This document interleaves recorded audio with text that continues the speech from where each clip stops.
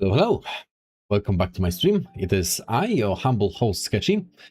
We are back with Reverse 1999. We'll be wrapping up chapter 9 today. At least the side stories to it, to be exact. Because what we have left is the side story of Aleph. Maybe we'll finally find out where the hell did that dude come from and what the hell is his problem. Hopefully. I don't expect much, but I guess we'll see. I guess this depends largely on whether or not this will be after the main story of chapter 9 or before it. When will this be taking place? Guess we'll find out in a second. So, let's jump into it. There's the service stage. We'll leave this for the final stream of this. So, wait. How is this segmented? 6 parts and additional sub-chapters? So how long will this be? Ah. The answering machine, the butterfly, and the literary critic. The title of this. Okay, let's give it a try. Guess we'll see in a second how this is structured. Maybe it will be way longer than Recoletta's personal story. At the far end of the corridor lies a cell filled with countless communication devices. A solitary figure, tall yet stooped, waits within his modern citadel, listening for the dormant voices of telephones, wireless sets, and phonographs to awaken. Give me a second, just gonna listen to the voice balance.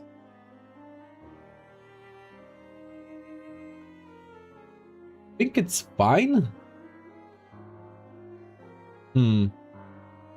Maybe I should reduce the volume of the game a little bit. Like this. Should be fine. The black telephone. On the cell's leftmost wall hangs a black telephone. Its metal casing is cheap and rusted, manufactured in 1977. It arrived as a gift from the National Occult Studies Association and the powers that be.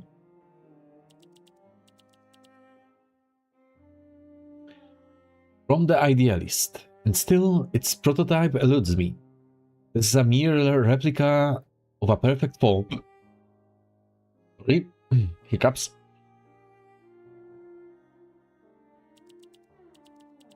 As we seem doomed to hear nothing but grievances on the futility of learning and the tedium of oppression and power, we might as well name this thing bureaucracy's most miserable mouthpiece. Who the hell is here? I know a kebab place that's named like this, but I'm fairly sure they have nothing to do with each other. Your choice of a name is acceptable, yet still, I see you bending it to your ideals. You cannot keep doing this, idealist, grasping only a fragment of a thing and then twisting it to your whims.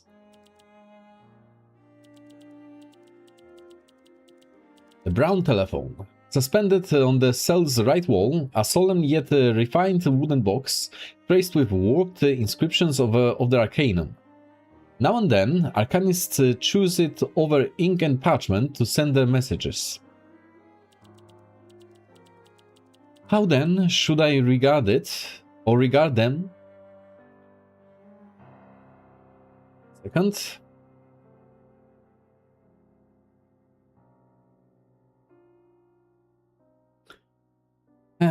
God damn it.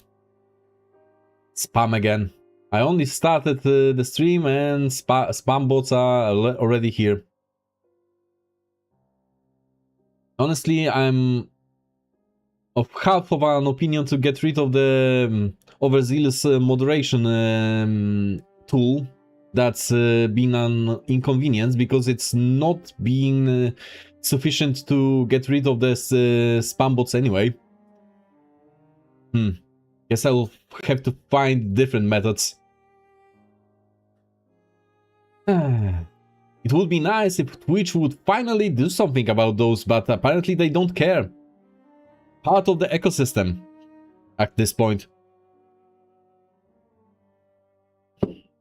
Amazing how YouTube has none of that, but Twitch has it in full force. Okay. That's enough of me ranting. How then should I regard it, or regard them, for that matter? Kamala Prison and the so-called Manus Vindictae, living proof of a dependency theory in its purest form. Your theories are far too radical. A moment, please. Yes, let's call this the parable of the blind age. A cutting-edge combination of Arcanum, silver telephone. A cutting-edge combination of Arcanum and advanced technology wrapped up in a frigid metal exterior. Signals surge through its circuits. Its frame quivers as it drones in a low wail. Only Laplace could have produced such a thing. So he had a metaphorical or a literal line to Laplace. Observe how it has been altered in the most unusual ways. Signals wander through its delicate pathways, dissolving into obscurity, their source in Jesus Christ, that word. Give me a second. Irreversible. How do you pronounce this fuck-ass word? Irretrievably lost. There we go. I had to give it a thought or two. Irretrievably. Jesus Christ. Lost as we are in modernity. It's nothing more than an effort to conceal the identity of the person on the other end. You're right. Why are we bothering to even name those horrid machines? This is the most worthless game of semantics we've ever entertained. We were waiting for a call. A telephone does not ring simply by virtue of being here. Just as Estragon and Vladimir will be forever waiting in vain. In language, we must deconstruct what is taken as truth.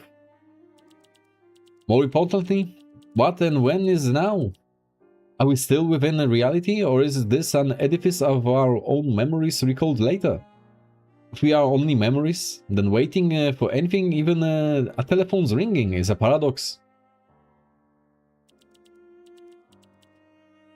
Hope between the endless avenues of what has been and what is yet to come, like every one of us. Patience. All we need to do is wait. So is this Zahir another figment of his alter egos? Or someone tangible and actually there? Ah, a scene lifted straight from the great absurdist tradition. Our players today, the idealist and Zahir. Act 1, a human in pursuit of transcendentality.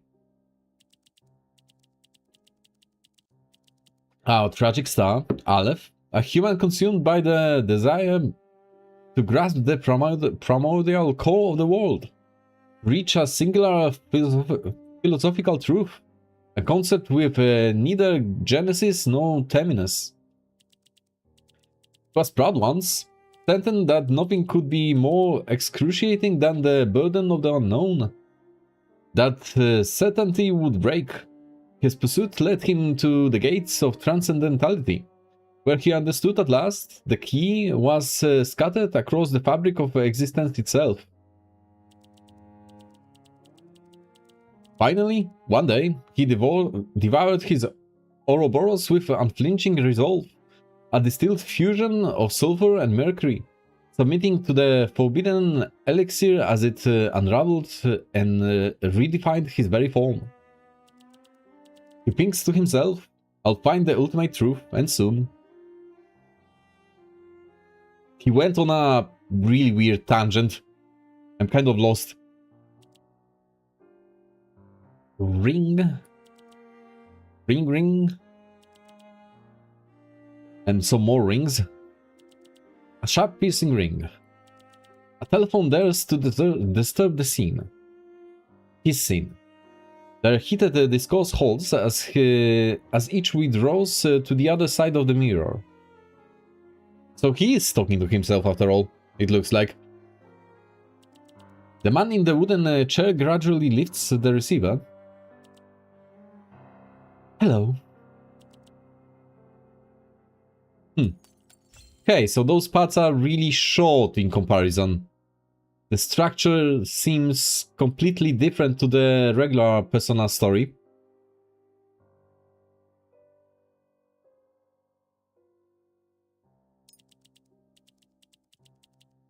Satisfaction Surveyor. Good morning, good afternoon, and good evening, and good night.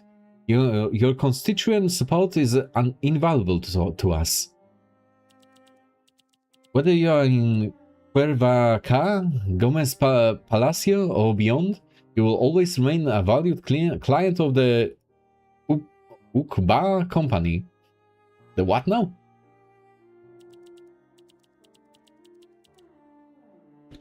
Silence pulses out the telephone line on the other end. Hurried breaths beat against the transmitter, filling the receiver with an irksome hiss. One moment. Sir, please stay on the line. Any feedback you have will be crucial. Your opinions are indispensable to the Ukba company. Some more grating static. Our main office is in Gomez Palacio, near the redacted Museum of Literature and Fine Arts. Just past the Lake of Fractured Reflections. Through the forest where a single leaf dreams, you must have heard of it. Surely you've seen the burning bridge. Huh? Also, I think this is not so much redacted as this is supposed to represent static. So like... For more grating static. In fact, all you need to do is check your credit card statement. I guarantee you've used our services before. Some static again. Simply complete the following satisfaction survey and you stand a chance to win a round-trip ticket to... I beg your pardon? Tlon? I have no idea. The Lake of Fractured Reflections. The forest where a single leaf dreams. The burning bridge. The prisoner poised by the telephone is sure that these places do not exist in Gomez Palacio or anywhere else. But the riddle woven into these words is of far greater value than the promised ticket itself. I've never heard of your company, nor have I ever been one of your customers. But you must have played indisputable board game, Romance Language Edition, and linguistic marvel of subverting contingency and materialism. Okay. Regrettably, at present the game is single player only. We are, however, working on improvements. Tell me, would you be interested in a multiplayer format? Perhaps you've got a few close friends handy. Some fellow language game aficionados. His alter egos, perhaps? It will be still single player, but multiplayer still. The saddest multiplayer game with yourself. Fragments of glass and unbroken mirrors cast back the prisoner's image, multiplying him into infinity. The prisoner nods wordlessly. Splendid. How is a nod conveyed through a telephone conversation? This has to be happening in his head. Another hallucination of his. Splendid. We are now ready to enhance your board game experience. Kindly stand up. Face the direction of the Aurora. Open up volume 11, excuse me. Honrir and the synthesis of scientific cosmology. And spin around 16 times.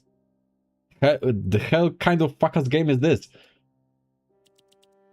Stay calm. A mild sense of disorientation is an entirely natural response. Now, what vision presents itself in the mirror? After spinning so many times, probably of vomit. In the mirror, the poet, philosopher, physician, and alchemist ripple in unison. A tangled convergence devoid of purpose. Now, I'll need you to check the second appendix, idealism and contingent phenomena, concordance table. Then identify the corresponding notion and scribble it down at the top of your chart. And there you go, your multiplayer upgrade is now complete. From now on, every game will begin with a single action, placing a mirror at the map's center. Everyone knows, mirrors expand the world, mirrors invoke the revolution, mirrors embody the infinite. You could have a chat with Kakania with that about that one. Naturally, we hope you will be understanding. This upgrade does come with a few flaws. It's not a seamless revision. Should you experience any irregularities, we could recommend removing all traces of material reality from the game and reinserting them manually if necessary. Have you tried turning reality off and on again? You could use a hammer for that. Thank you for your participation. Tell me, what do you think of the game so far? Question is laid out like a trap. A test to reveal whether the prisoner is still imprisoned within the confines of language. A manual removal of all materialist elements in a consummate game of words. A brilliant reply, sir. Brilliant, yes. You have demonstrated a stellar understanding of the indisputable board game's true significance. As it stands, our current understanding of reality is inadequate to unravel the mystery of this inexplicable call. You don't say. We must anchor our objectivity in the solidity of being itself. Through thought and discourse, we will, in time, find our hands upon the door of transcendentality. Honestly, everything that involves Aleph, or whatever his true name is frustratingly confusing to me. I was never much of a philosophy buff, but most concepts I can kind of grasp, but his drivel is completely incomprehensible to me.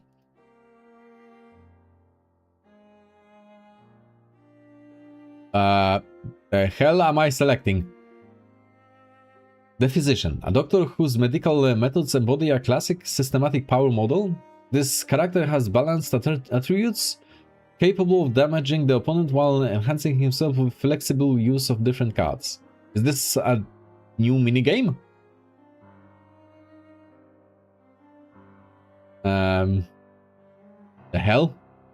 Okay. Select, I guess. What are we even doing here? In this indisputable board game, you will play as yourself. You don't say. Amazing. Tap here to see the skill effects of this phenomenon holds. Tap here to check this phenomenon's intended action for this round. A phenomenon is about to interfere with us. Get ready. Second.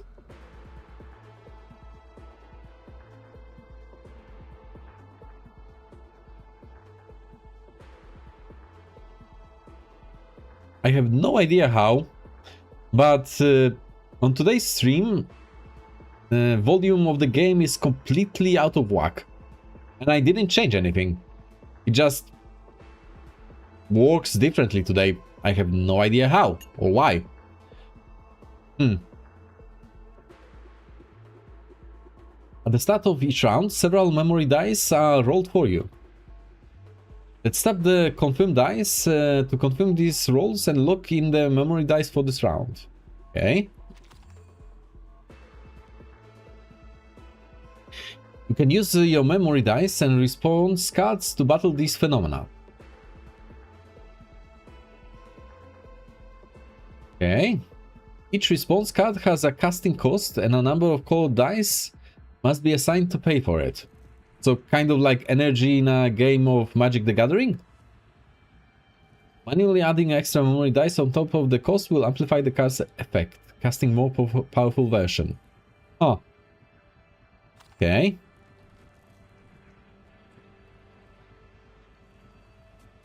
Sure. You can still play more cards for the round. Tap selected defense response card. And cast again to activate, right. Gain Eureka based on the number of memory dice.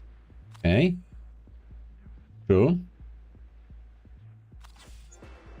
In the upper right corner of each card is the cast chance, showing how many times it can be cast per round.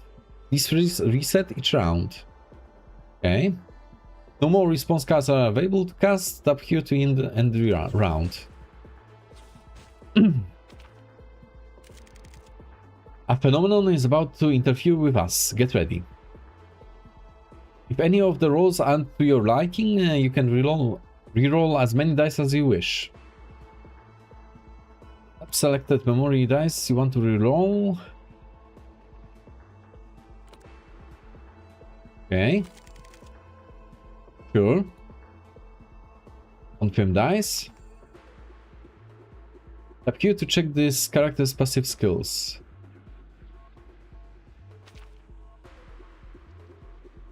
Okay. Tap to select a Eureka response card. The required memory dice for the casting cost has been automatically assigned, but we can still add more manually to strengthen the card's effect. Right. So let's select several more.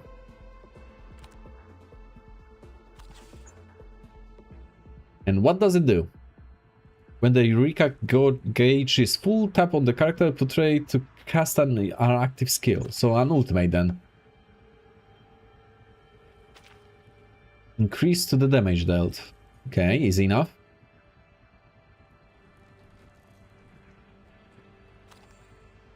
Yep, like this. And round. Easy enough.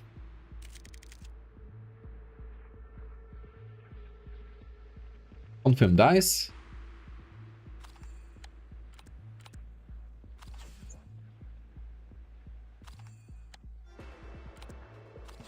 Yep.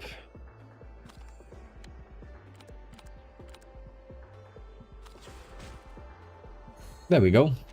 It's not too difficult. Anesthetic treatment. Deals 8 damage, inflicts 2 stacks of an agony. How nice of them to insert a game into my game, so we can game while we game. Okay. So it's a full-blown card game. In a card game.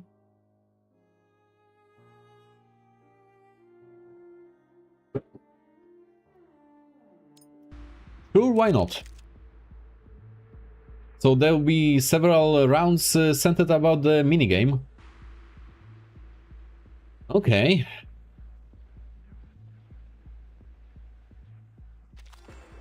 Confirm dice. Cool, like this.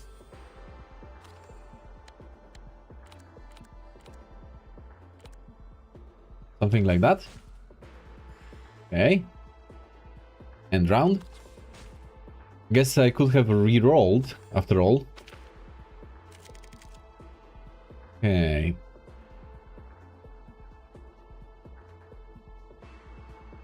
Could use all of that and all of that.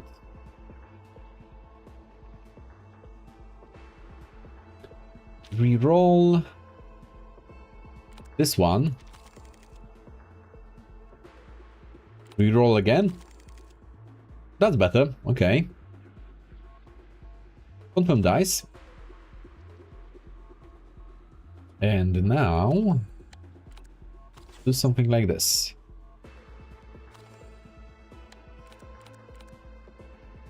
I could have re-rolled one of these after all.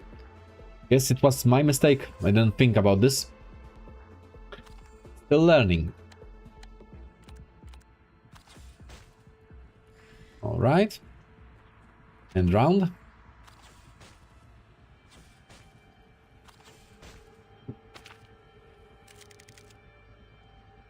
What do we have here? Ideally, I would want to re-roll those ones.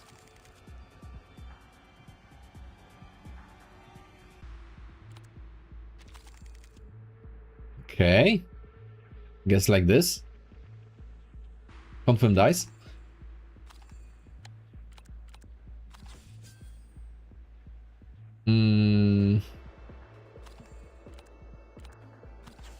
There we go.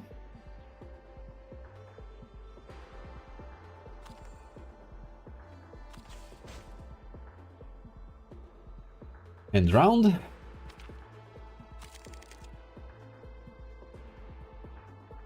Okay.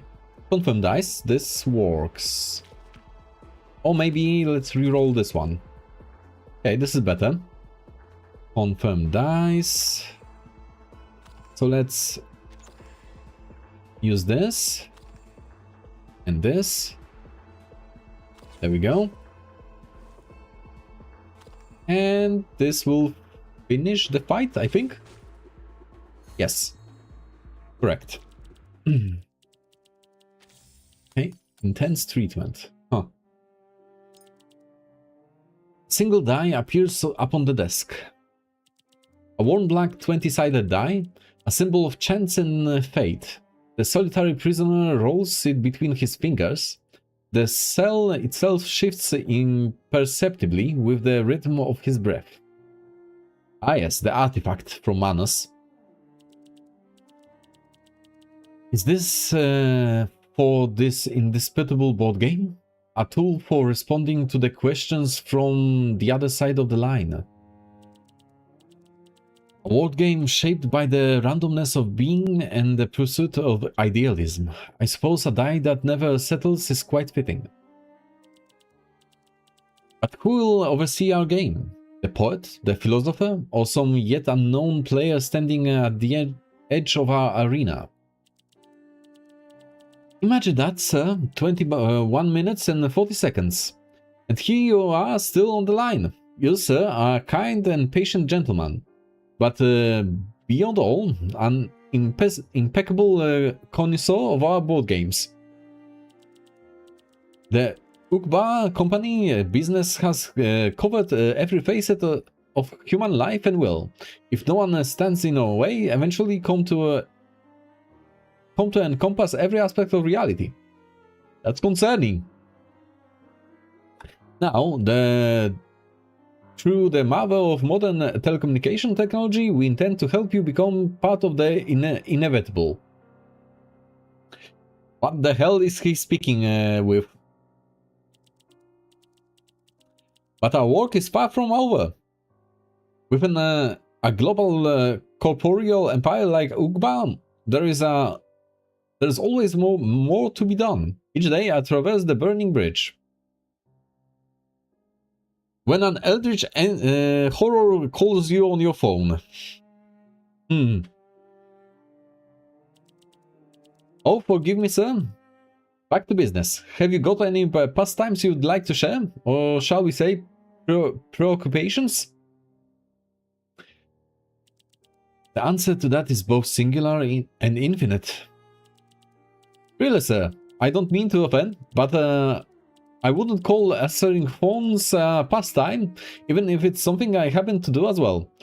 It's far from the sort of thing that stokes the fires of passion. Now a fascination with linguistic paradoxes.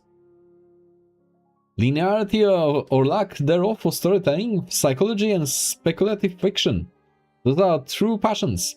Perhaps that's why the company decided I was so well suited for this role.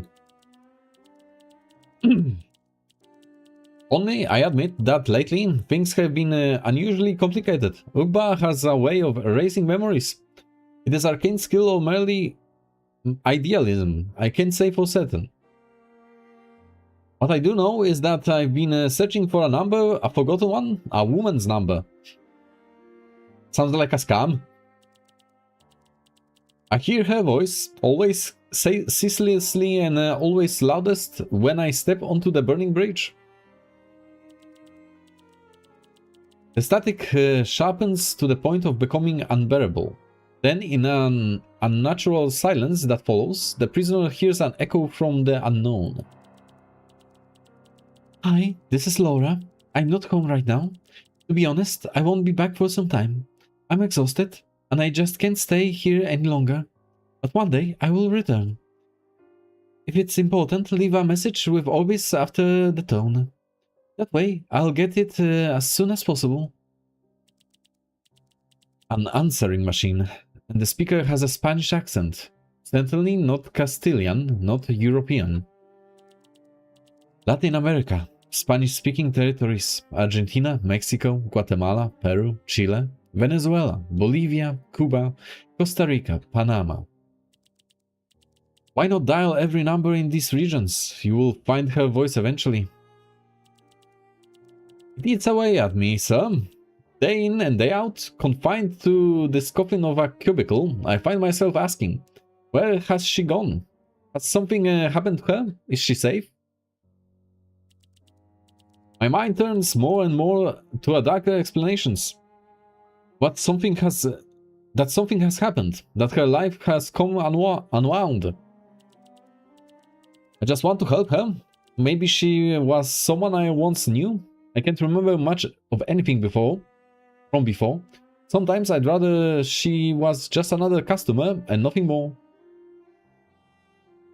Why is the advertiser / customer service satisfaction surveyor trauma dumping at us? I need to check on her again. Making calls is what I'm best at. And I can't keep calling forever. Or for as long as I stay in Ukpa. Until I've gone through every pattern of numbers, every one of them, again. You're absolutely right, sir. Sooner or later I will find her again. I imagine him with an Indian accent for some reason. Okay.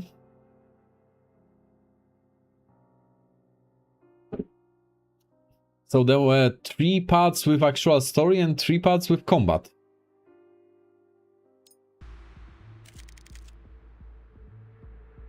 Okay, what can I do here?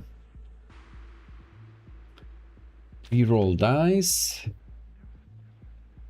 Reroll that. That's not helpful. Really? Well, that's kind of better. Not by much.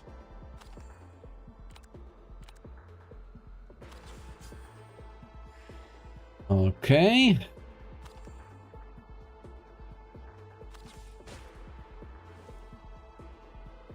End round. What now?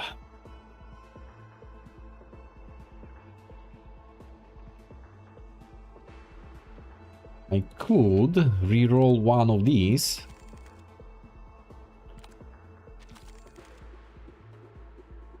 Okay, fine. Confirm dice. So a repeat of the previous round then.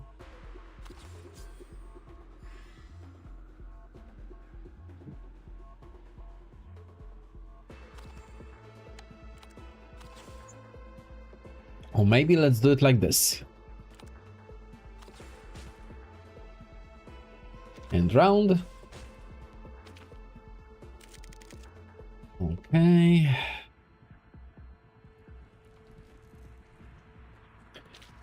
Reroll dice.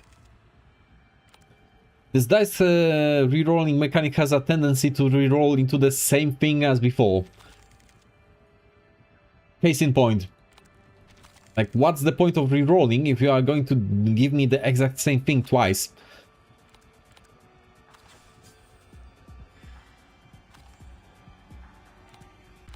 There we go. And now we should use the debuff again. So let's reroll that. And this one.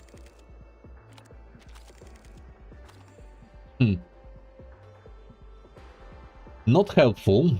I would prefer something else, but hey, I'll take what I can get.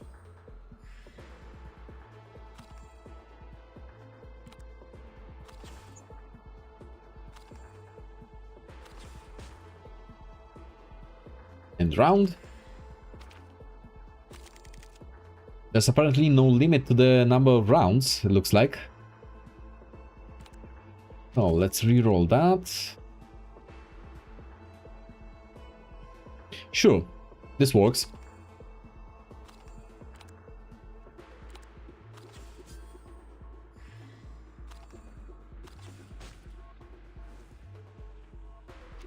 There we go.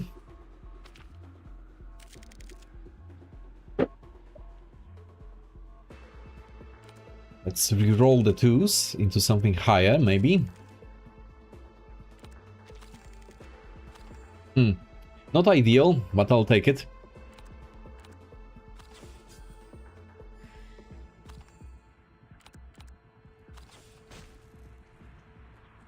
Okay, so this round will win. Probably. Yep.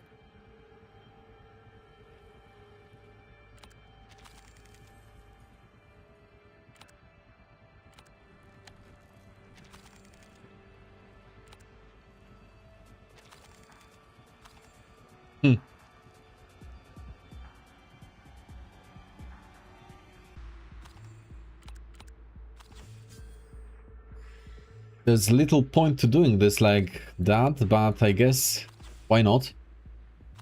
Maybe I'll get surprised by something that will happen. Nope. We just won. And that's it. Okay, fair enough.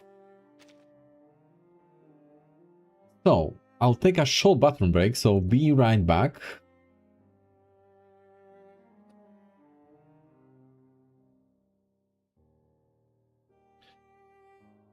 I'll be right back.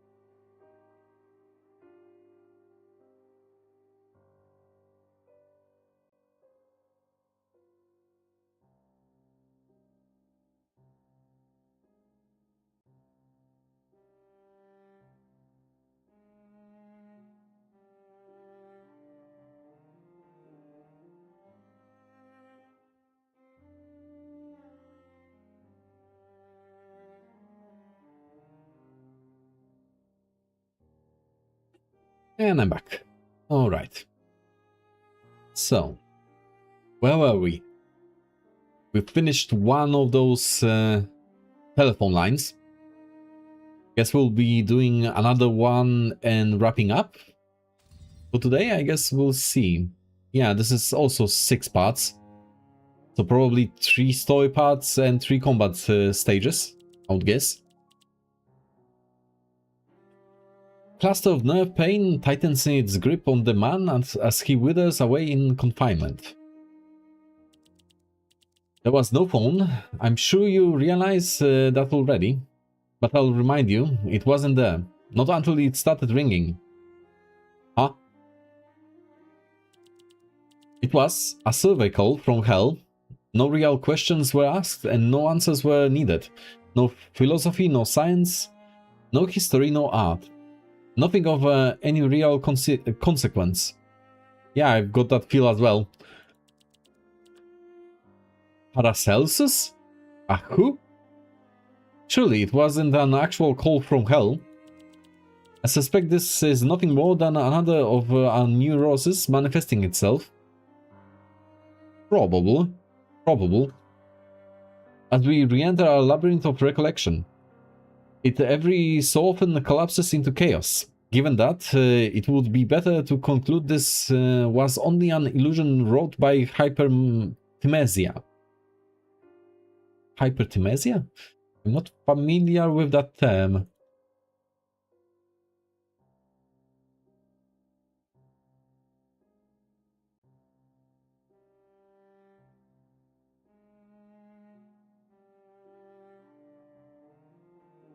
A rare neurological and psychological condition that allows a person to remember a vast and precise amount of their personal life and experiences and specific calendar dates.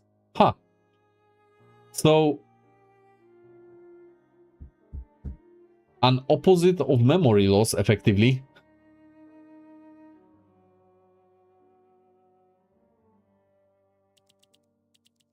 Fragments of discourse interlace, shaping a story both novel and obscure. Like Las Babas del Diablo, the thread of reality stretch in myriad directions, linked by some unknowable force. What is it that you suggest? That we are mentally compromised?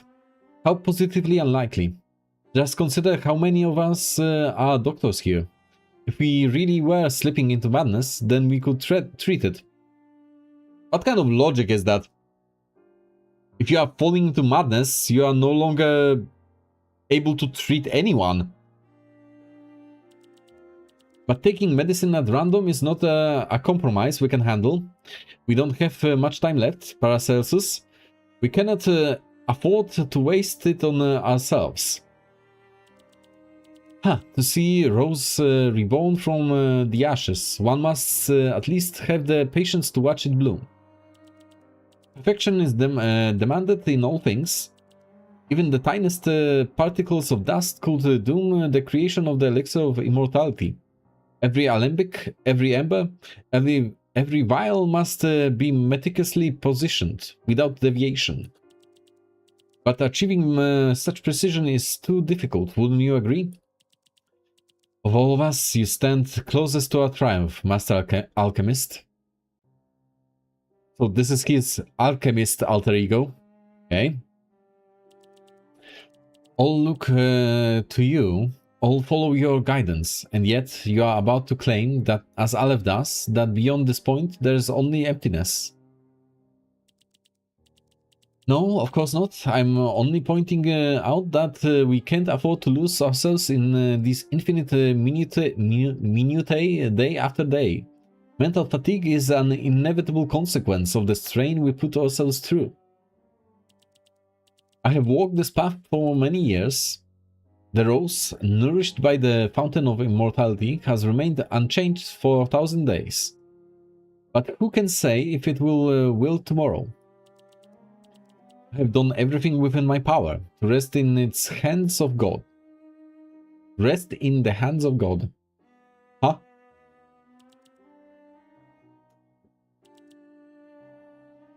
Beep, beep, beep, a monotonous tone.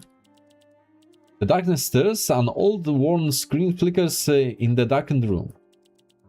A dull tone persists, rippling through stagnant air. Inside the sealed glass, a rose trembles as one of its wilted petals falls. His hand rises, hesitating for a moment before selecting a chat window that has long remained dormant. You're back. We are aware of it now, but awareness is not enough. Our theories are insufficient, our knowledge incomplete. We need more. More books, more truth, more reality. Huh. So now we are playing as Aleph, an alchemist who brewed himself a fate of endless, relentless cycles. This character excels at efficiency, refreshing dice and cards. Okay. Start of the round, gain 1 stack of association. When playing a response card, add roll 1 shot. What? This is confusing. An allegory. Gain 7 armor, gain 1 stack of perceptive. Perceptive ammo, gain +1. Okay.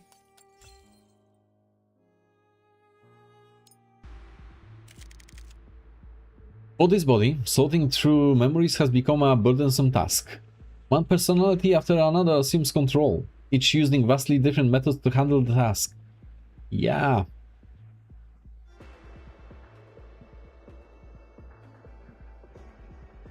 When starting a new chapter, you play as a new character with new response cards. Yes, that's understandable. Tap here to check the new character's passive skill.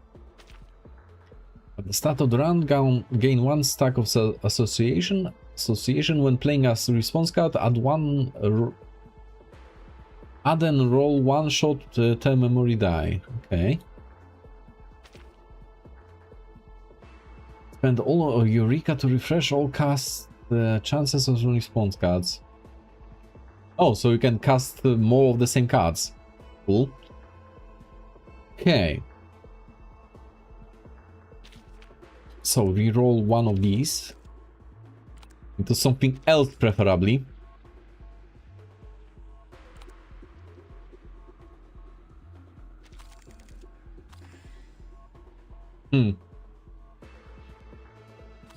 Those cards are kind of shitty. We cannot even use all the dices. It rerolled the dice? Huh? So that's how it works.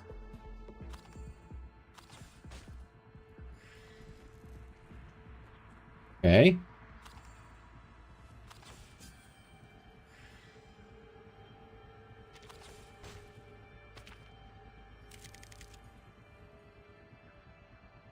So, what now?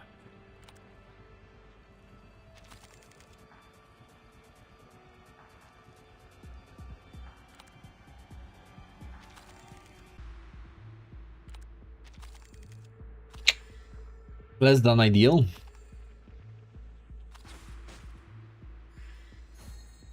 But it worked.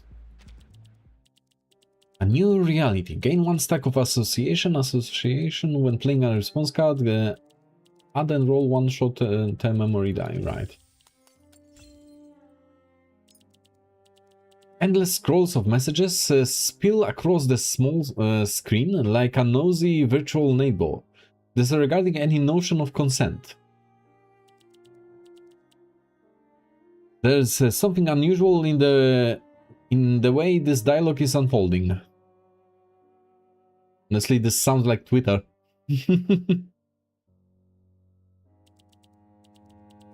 Who in their right mind would greet a person missing for over a year with "you're back"? As if your last exchange had been a few minutes ago. I'd be willing to put money on it. You have no concept of time whatsoever. The prisoner requires no special insight to see. The linguist on the other end of the screen is not the one he had previously been speaking to. You are not the linguist. Naturally, I'm Ludwig, your linguist. I'm not Ludwig, your linguist. Okay.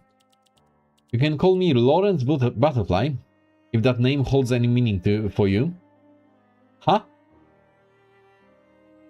He has a direct line to Lawrence Butterfly? Or is this another hallucination?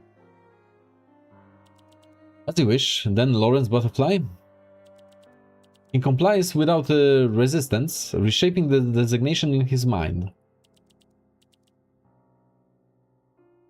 Then you are saying that he has vanished, the linguist, I mean. That's right. One day he just up and disappeared. There's nothing left but an empty husk and disaster in his wake. No one can say for sure what happened. Everyone's been scrambling around since. It seems like we keep expecting him to just reappear and take back his garbage spot as easily as he left it. Then you are searching for him as well. That's a generous assumption, but at least if we are talking about what it is I'm doing, then sure. As for why I keep doing it,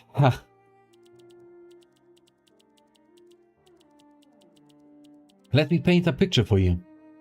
In a long abandoned office, how I got here is irrelevant.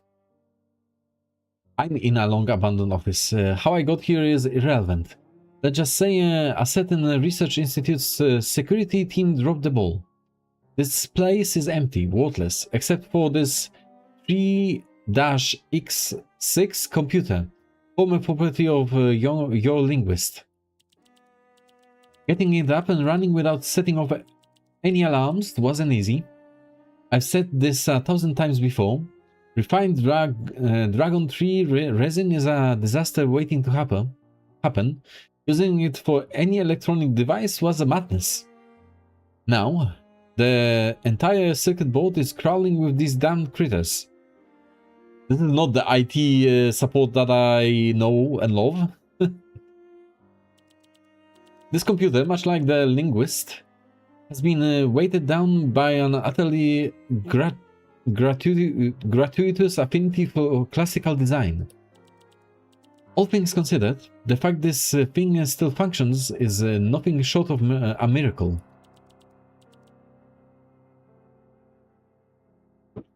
Laplace, Lawrence, thief, robber, researcher, arcanum, linguist. The prisoner orders and reorders the words in his mind, absent of ethical weight. So far, no answer presents itself. The only thing of any use in here is a remote communication program. It's so damn clean. It almost makes me mad.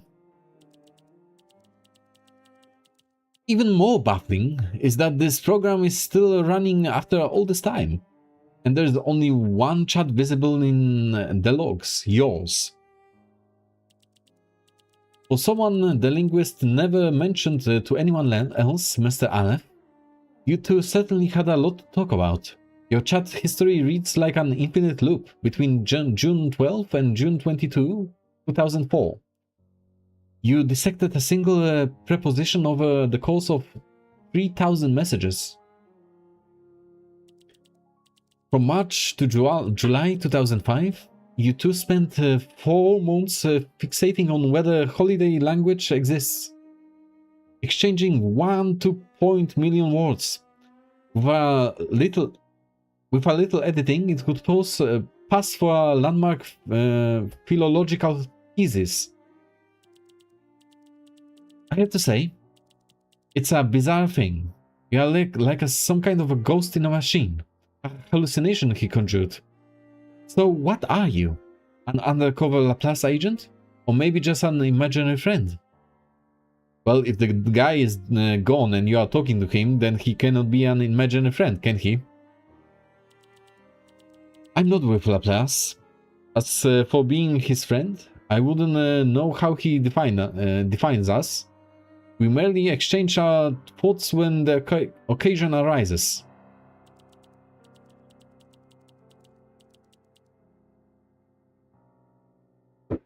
Alright, you are touchy about calling them a friend. That's fine. I wouldn't be surprised if Ludwig felt the same way. I suppose that makes you something of an unofficial advisor to Laplace. My responses are not confined to Laplace as an institution, nor were they reserved for the linguist's questions alone. Oh, so you'll just answer anyone about anything? Why is that, Aleph? Think you know everything?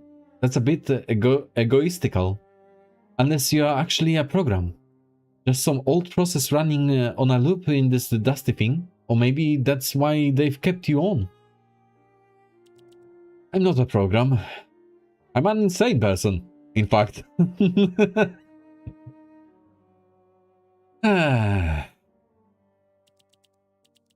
Thank for your honest answer, Aleph. And yet, oddly enough, I feel more confused about you than ever. No matter, I think your responses might somehow be more mechanical than a program. So let's change the subject. Huh. So is it the real Lawrence Butterfly posting from Laplace, or is this another figment of imagination from Aleph? Could be both, could be neither. Huh. Weird, weird. So another fight. Huh. So this is a free card, apparently.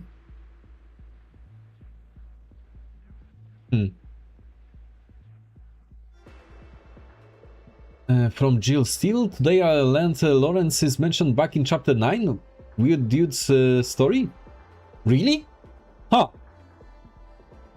I cannot even tell when I first heard about Lawrence Butterfly, but I know that I've heard about her before in some chapters, so that might be what you are referring to, and I just don't remember which chapter it was.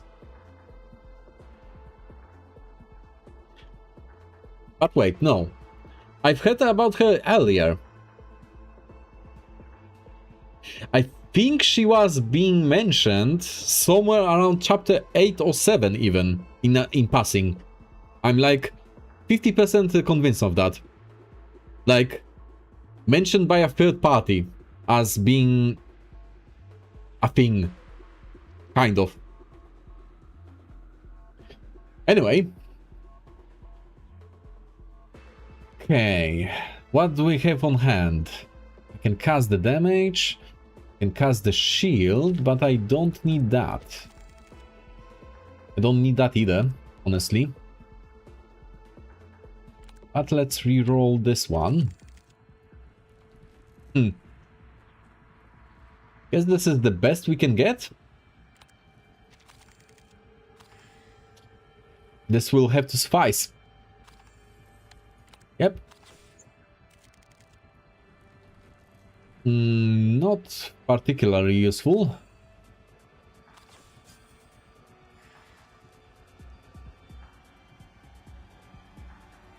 I now just got that you referred that she was mentioned in chapter 9 here. Okay. I'm slow on the uptake today. It took me a second. But anyway, the run that I had afterwards is still true. I think she was mentioned even earlier. So there's that.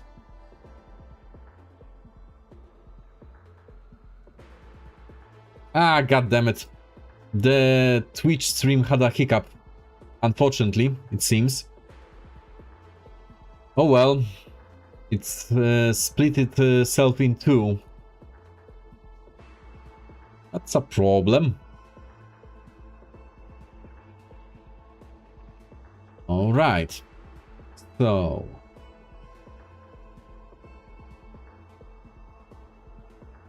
Let's cast it like this.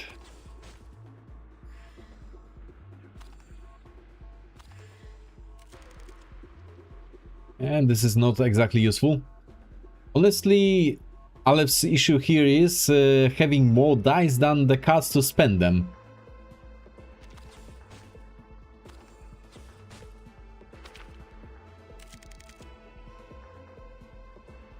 What can we reroll? This, for example.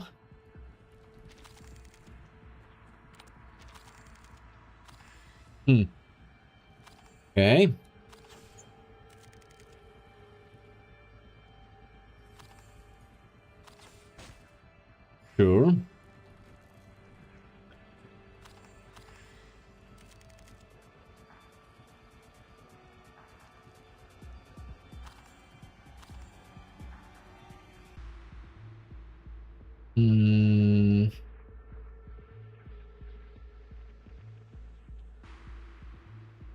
Can only do this at this point, I guess.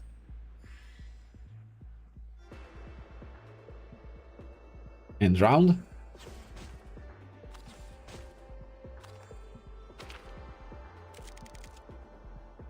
All right.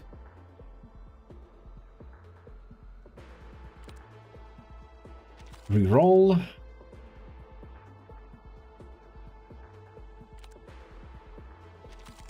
I would like to get a red dice out of this. Yes, this is better.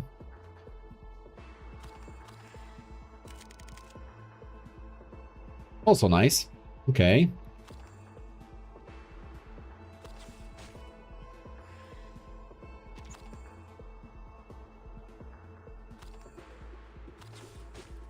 There we go.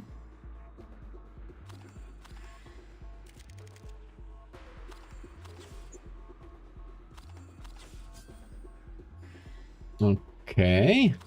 So he acts like a extra action character effectively in a normal playthrough. Let's reroll this.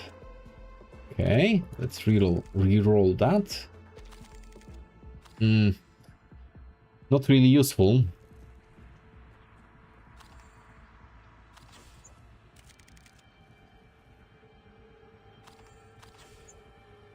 There we go.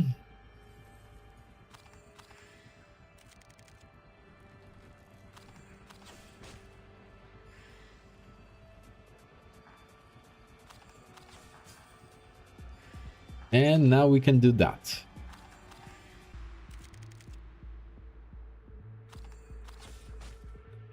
And that's a win. Cool.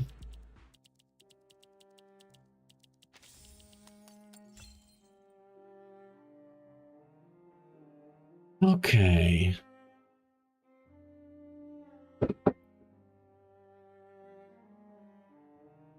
At 5 it is.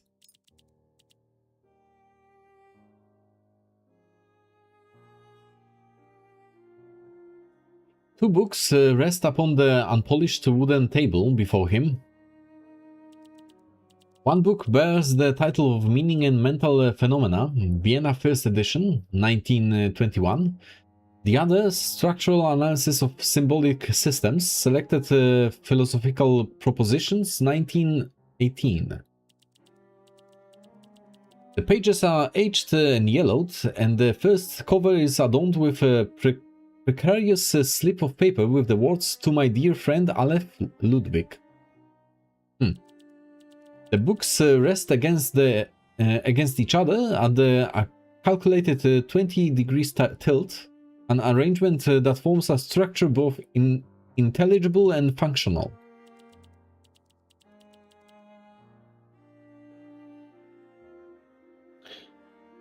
Aleph, speaking to himself. Problems do not truly exist in gradients of complexity. They are, at their core, just a series of problems.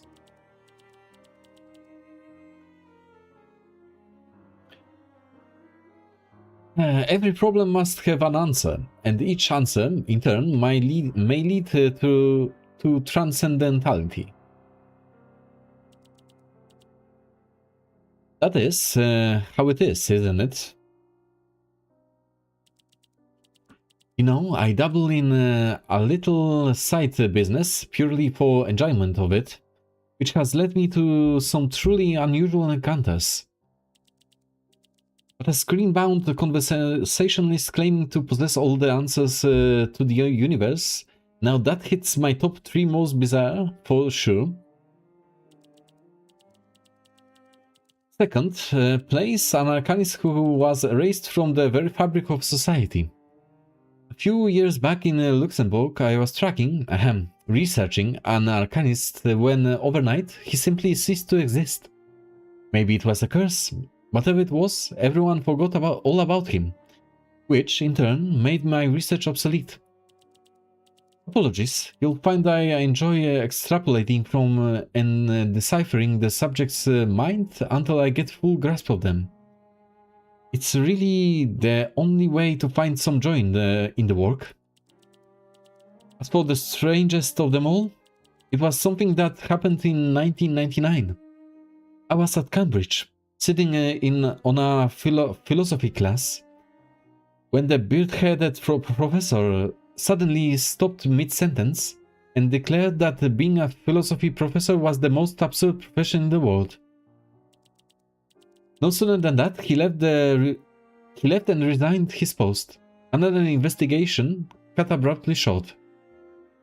Huh? Thief, assassin, sociopath, Laplace, Lawrence. Scattered words solidify locking into discernible pattern. This time, the prisoner has his answer. You are an assassin with talent for analysis, and the linguist is the latest of your targets. If you are looking for the linguist's location, I cannot help you. At least not yet. Your identity is irrelevant. I simply do not know.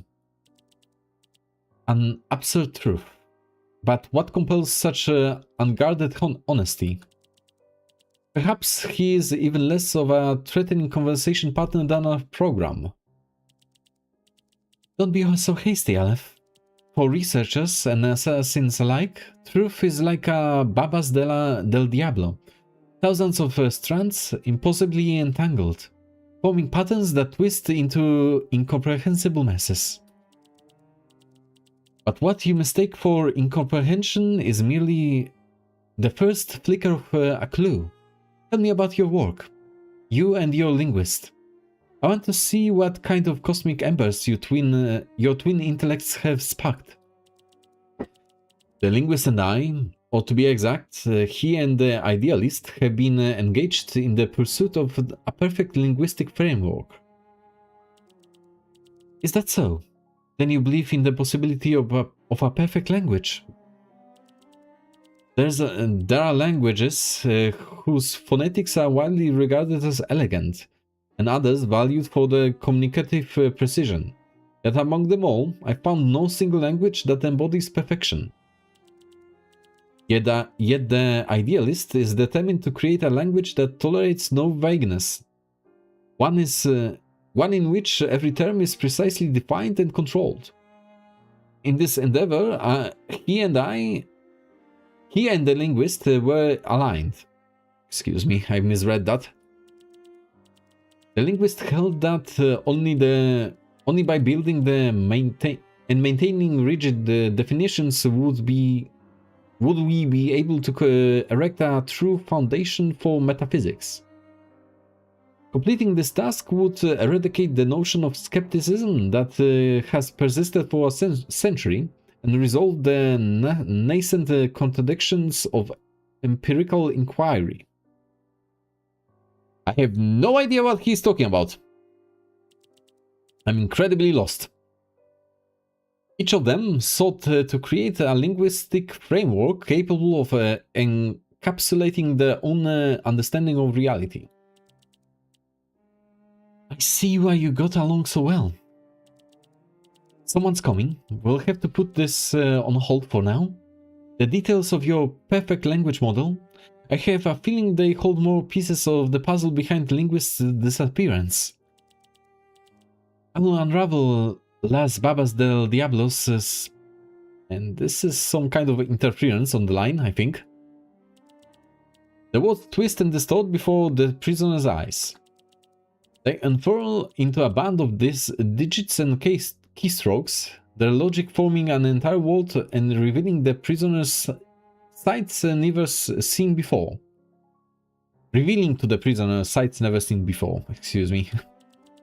The dust-covered office door opens and as a security officer storms in. Identify yourself. What are you doing here? This entire floor is off limits. Me? Oh, I just happened to be passing by and noticed the door was open. If you want to point fingers, maybe start with whoever left this place unlocked. Step away from that device, ma'am. You are in direct violation of Appendix 3, Section 68 of the LCC Safety Management Regulations. According to protocol, I have no choice but to... Hold on, this is a piece of history right here. You need to respect its delicate security. Handle it with care. Ah, great. Now you've gone and riled up the critters. A swarm of critters surges through the machine, shorting its circuits in an instant. Flames catch on dust-laden files, and the abandoned office erupts into an all-consuming blaze. Huh? Well, let's just hope Ludwig really is dead. Okay. That was weird.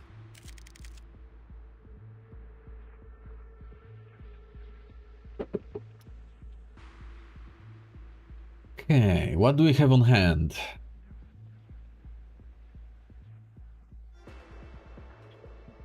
Ideally, let's re-roll the ones. Something more useful. Let's re-roll this one. Less than ideal.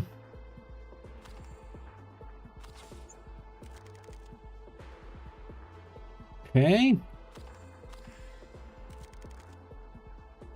Cool.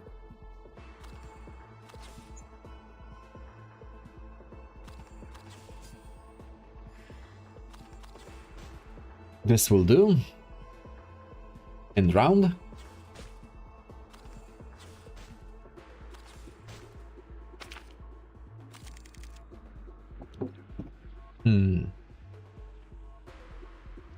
Let's re-roll these.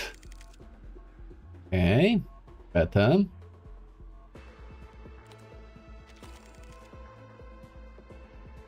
All right. And I cannot re-roll these for some reason. Okay.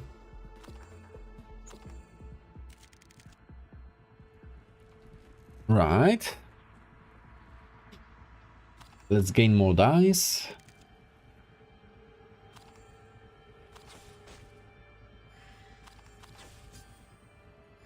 I'll save the ultimate for the next round. Pause.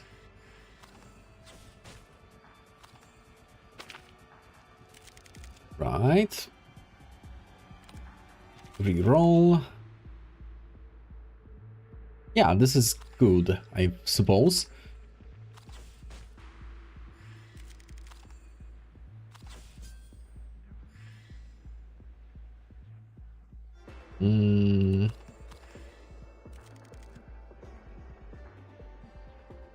Now use this.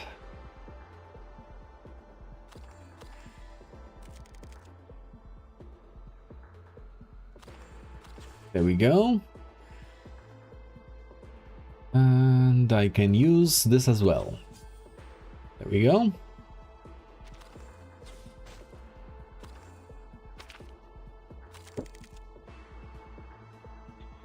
We don't need these. Better, but not perfect.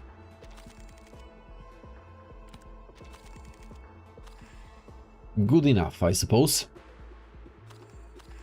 Give me some more dice. Why is it locked? I got disarmed? Ah, silence. Right. Okay, unfortunate. Also a problem. Guess that's that then.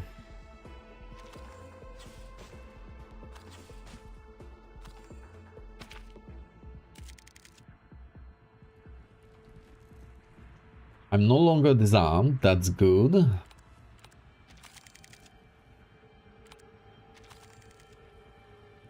Okay. This is good enough.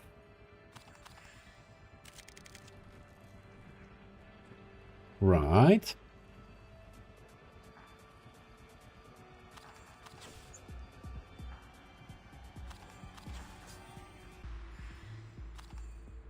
There we go. Now we can use that.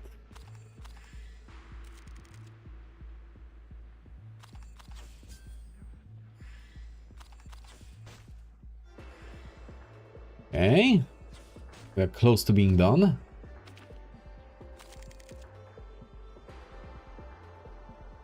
Let's re-roll the one. Cool. Good enough. Almost perfect.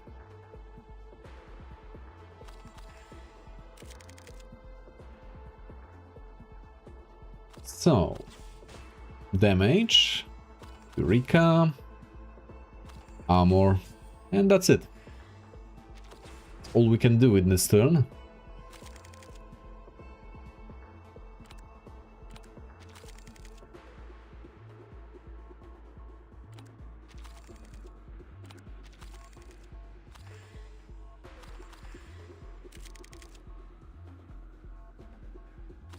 Okay, and we won. Easy enough. So, that's 2 of those sections done. Fair enough. We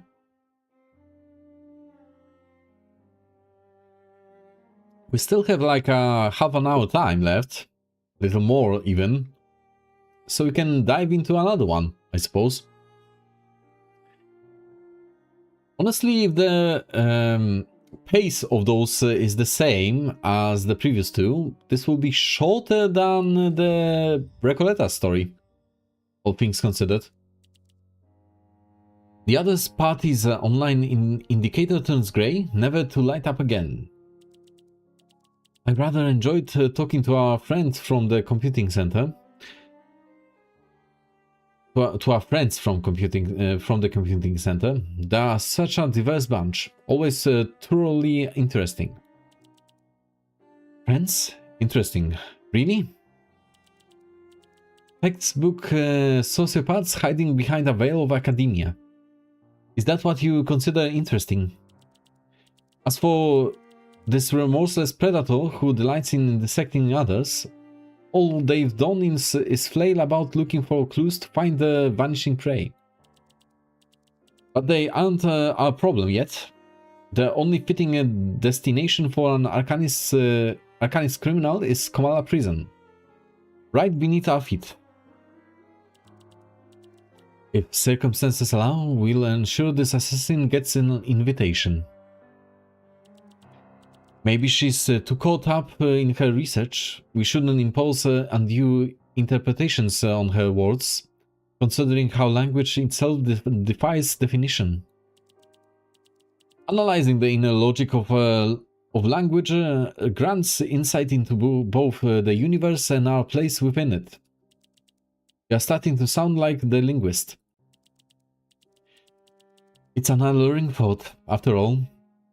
Isn't the transcendentality we seek inextricably linked to the definitional nature of reality? Oh, Jesus Christ. Whatever he says is so pretentious that I have problems pronouncing the sentences. He's using all the words that exist in his head. The linguist has posed that language is merely a totality of propositions, just as the world is a totality of facts. The direct mapping between them suggests that the world possesses an inherent linguistic essence. Then is it through language that we may uncover this fundamental essence? The world has no inherent essence. The transcendentality we seek cannot be articulated through language. I won't even entertain the idea. Even your antipathy to the concept demands at some level that you have studied it. Merlin. Like when you wrote that scathing review of young novelist's manuscript, you can't deny it. You finished reading. Aleph did. By your logic, we are merely constructed identities from the fragments of Aleph's infinitely reflective mind. We are Aleph. That you are. Your rhetorical prowess is admirable, but not when I'm the target. Why not invest that effort in your theories? Tell me, Zahir. Have you found your single-sided coin yet? A coin that shows its obverse and reverse, comprehensible only through a dialectical lens, yet never the same in any two pairs of eyes. Why don't you tell me first, when did this pursuit of transcendentality become our excuse for escaping reality altogether? That's a good question. You are living in your own head, dude. I haven't found it yet, but the success of my research is not dictated by my effort, nor by the whims of interest. I will find that coin, but when I do, it will come to me in some unguarded instant. A moment that defies all effort. Still, to get there, I must study it endlessly until it's indistinguishable from my very being. Ah. Buzz, discordant electric current. The futile clash of thoughts dissolves into nothing. In a place where the borders of reality and dreams collapse and blur, the prisoner takes hold of a black radio inscribed with arcane symbols. So, is he getting a call from Manus Vindicate this time around? Yeah, just the dial sifting through the frequencies. Next channel. Now, doesn't that just feel great? Sink into it. So now we are playing as the idealist. Replace one memory die with one universal memory die. Useful. Deal 8 damage, Eureka -1. Oh. Reader. Gain 7 armor, Eureka -1. Creator, gain 3 Eureka. That will be weird.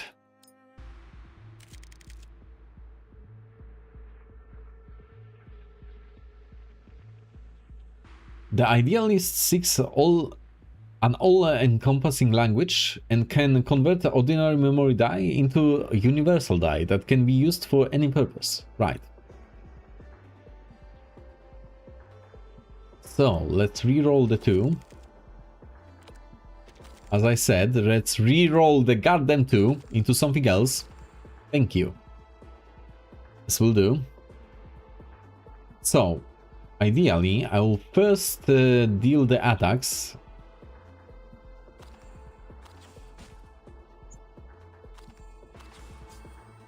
Yes. And this guy gains Eureka. Right. End round. Oh, interesting. He has an auto attack of sorts.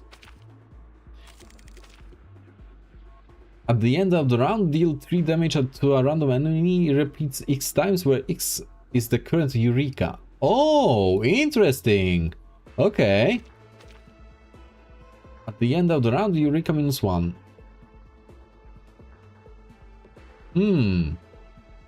Very interesting.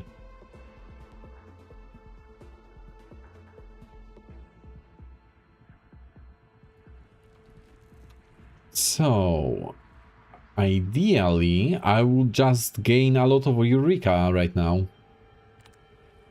Reroll this.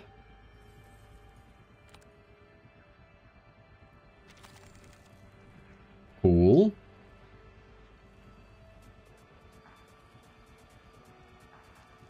Cannot reroll these for some reason. Okay, confirm dice.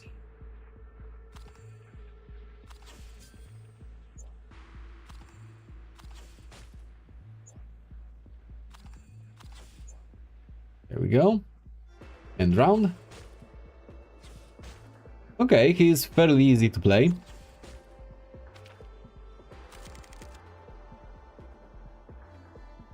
So, let's reroll these.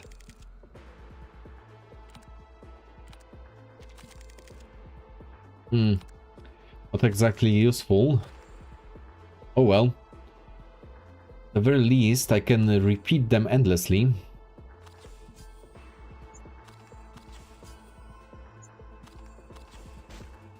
And we won. Easy enough. When Eureka changes, deal 3 damage to a random enemy and gain 2 ammo. Huh. Cool.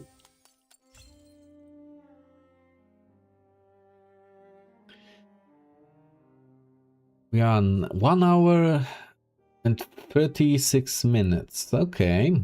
Still have time to continue, I suppose. Second, let me check something on the stream side. I want to make sure that everything is working correctly.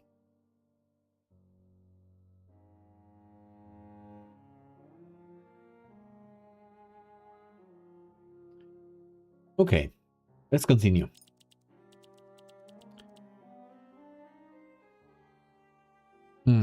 One more second, I'll pour myself a drink.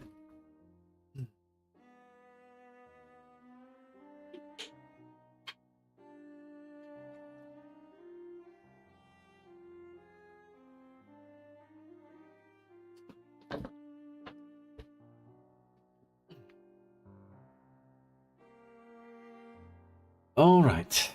A soothing voice rises from the speaker, warping within the coils, reshaping itself into something that defies comprehension. An American Arcanist Radio. To all you faithful Arcanists out there, followers of the Sufferer, devotees of the Mask. This is the Pan-American broadcast brought to you by the Manus Vindictae. Okay, so I was kind of right on that. Not exactly a call from Manus Vindictae, but a radio transmission. Radio broadcast. A single spark of arcane radiance is all it takes for one extreme to dissolve into its opposite. A wisp of static seeps between the words. Radiance flickers. From the demented reception of the classical compositions to the relentless assault of the bad news. From literally autopsies to the vague vogue of tragic radio plays. Every note, every word, every sorrow is just a little touch of the dial away. Pan-American Arcanist Radio, bringing you the latest voices from McMurdo's pod. Antarctica is still basking in auroral radiance today. That glowing tide will keep gushing into the sky and hovering over the world until time itself breathes its last. Radiance flickers. I wonder, listeners, how does the sky weep where you are? Is a storm raging? Or has the sun fallen? Let us relish this moment together on the last evening on Earth. Okay. Hello, Mrs. Grace. He talking to the radio transmission? Extend my sincere regards to the preacher. Through the static, a soft and steady breathing emerges, a quick, restless, and measured at precisely 106 beats per minute. The line is open. A listener from Ushuaia is now on the air. Pan-American Arcanist Radio reaches the ears of the devotees across continents. From Los Angeles to Sao Paulo. From Chisos to Ushuaia. Our dramas have captivated Arcanists everywhere. But he is not an Arcanist, is he?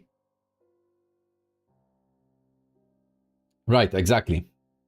But you, sir, you are a mere human. This is an enigma in itself. I say mere, but you are anything but ordinary. That much is clear. You have passed since Mr. Forget-Me-Not and I last spoke. A mere intersection of research, nothing of its significance. There is nothing exceptional about me, except the fact that I cannot leave this place. I will speak plainly, Mrs. Grace, so long as you find reason to listen. This station has many listeners, but none quite like you. That was kind of short. And this is a fight. Okay. What do we have on hand? Let's re-roll this. Okay. I would like to get some blue dice out of this. Unfortunate.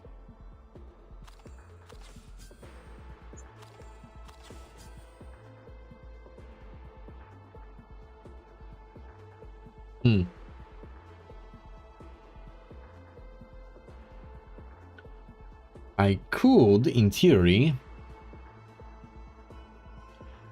do this and end the turn, right? Right.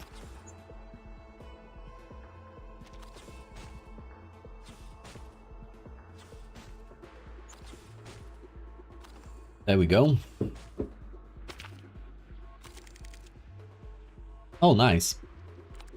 So ideally, I'll... Ah, this is perfect. Honestly. Confirm dice. Let's just use this.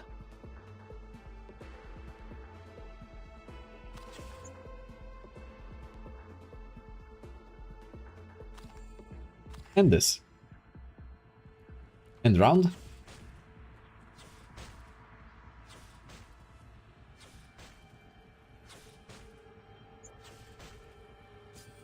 Almost like an impromptu incantation, if you will. Kind of.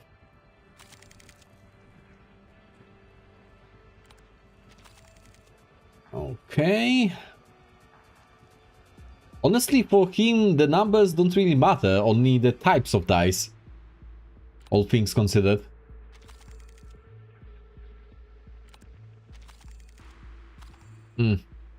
Less than perfect.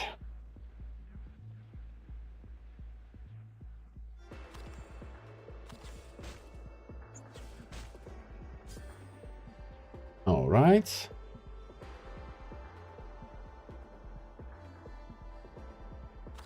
Now we'll go like this.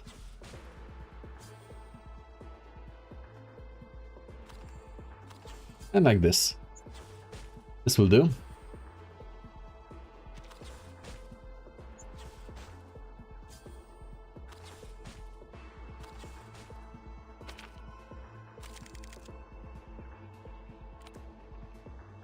Reroll these.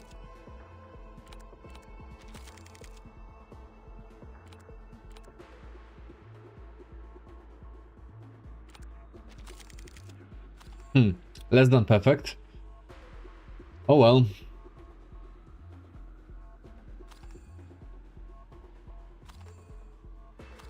Let's do something like this.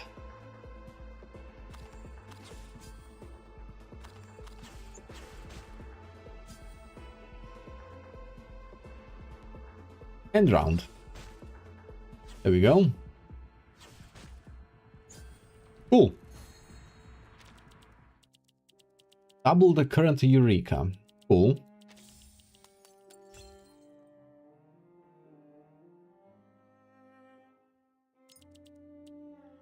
The radio host's face is a mosaic of countless others. Kayla, Grace, Cecile, Newman, names without weight, faces without permanence. She drifts unseen, a colorless moth in the dark, an existence without self. From the mirror, they sigh as one, a curse laced with disdain. Aleph speaking to himself. So alike and so ill-fated. One condemned to remember, yet commanded to forget. A Scheherazade without an audience. Keeper of shameful secrets, lost in the tragedy of his own illusions. And so, her pertmasia is no blessing, but a curse without cure. This story begins in San Francisco, 1990. Our protagonist is a young girl called Cecile, lost in the flow of things. Somewhere between 18 and 22, she speaks with a low Saxon lilt behind her, the cry of a black-fronted peeping guan sounds, so precise it could be real. She may actually be from Blumenau. I have no idea what he's talking about. An arcanist in search of an exit, yearning to slip beyond the grasp of Thought's phantoms and Power's unseen hand. There is a place she knows, one where the sun does not shy from those who seek hidden truths. The Manus Vindictae. Children of the esoteric, keepers of heresy, zealots of the arcane, they are as mighty as a mighty shoal amidst the currents of upheaval, never still, never moving, always moving. Of course, they'd never turn away astray. The things she feared remained unrealized. She was taken in and reshaped. For the cause, she became Kyla, became Mrs. Grace, then Newman, then Cecile. The tree had shed its leaves, and foreign branches took their place. Who she had been no longer mattered. She became another, again and again, until even time forgot what once grown there.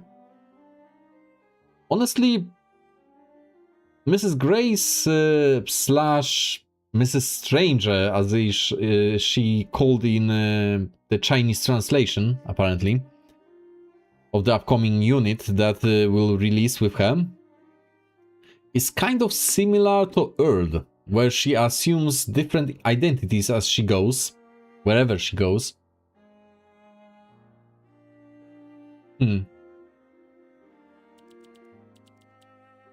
The whispers of innumerable voices gather on the other side of the white noise. This Monday's edition of the Ushuaia's Times reported on the sinking of the Free Breeze. Among the survivors, some claimed to have seen a great number of islanders aboard, adorned with seashell ornaments. There is reason to believe that some of the Nukutuai have forsaken their homeland. Their homeland got screwed over, so that's a given. It's gone, basically. So they are referring the happenings of the last evenings on Earth here. We hear now Louis reporting from the scene. Why they departed, we cannot say. Was it the allure of the modern civilization, or a promise that somewhere in the farthest west a river of immortality awaits? Their arrival was a moment of wonder, but by the time the night faded, they were already lost. A sound hangs in the air, almost a sob. The young lady does not weep, she merely breathes, her sorrow measured in time, her grief a part of the rhythm of existence.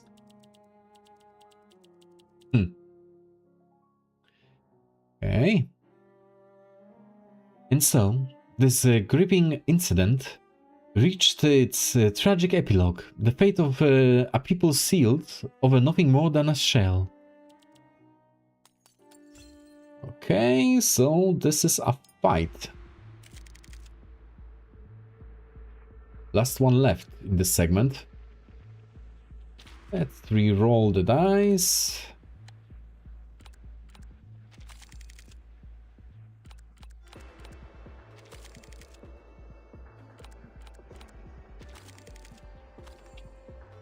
Not ideal.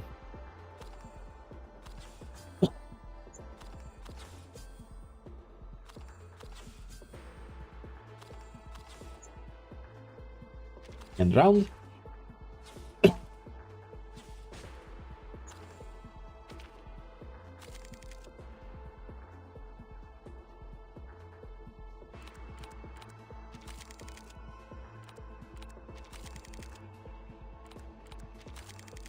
think I understand how to play him now.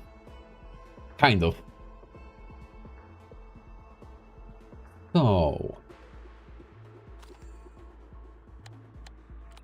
I can do something like that.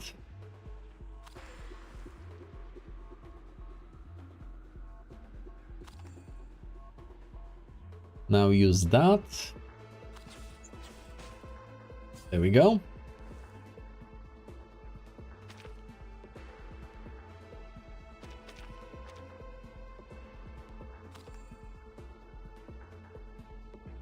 Gain ammo, why not?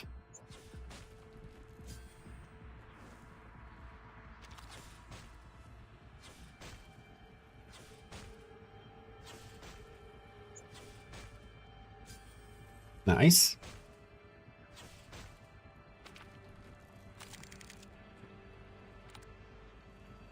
I cannot re-roll these for some reason. That's unfortunate.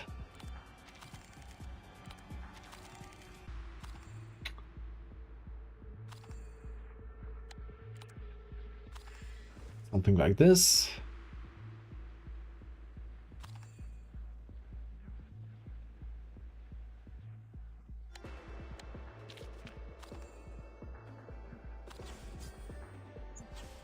There we go.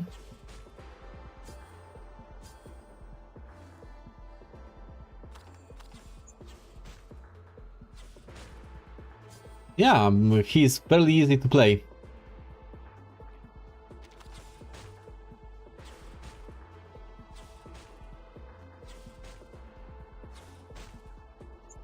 And we won. Easy peasy.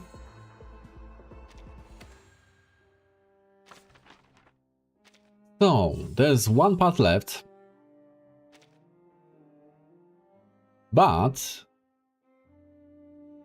I'm not sure if we will manage to get through it in a single sitting. We can try. You know what? I can extend the stream a little bit today, because I don't need that long of a break in the middle. So, I'll take a short bathroom break and we'll go through it in a single go today, I suppose. We'll just skip the survey. So, be right back.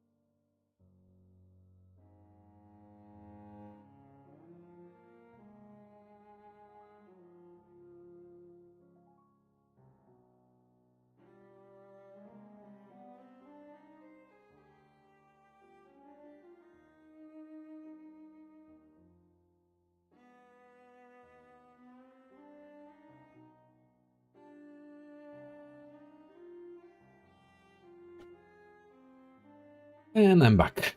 Okay, so let's try to finish it up in one go.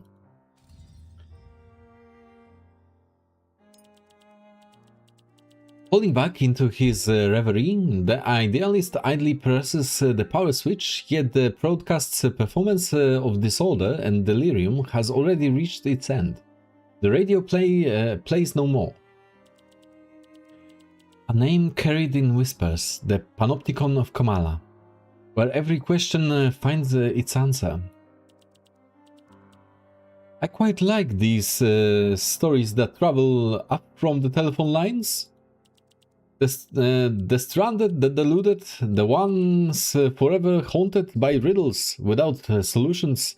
They come here, drawn by forces unseen, by paths not meant to be traveled. They ask, they seek, they wander through life's frayed at the edges, tangled in paradox and unreality. Do you feel nothing in the face of these challenges? Do you realize we can shape what we have here into something that holds actual meaning?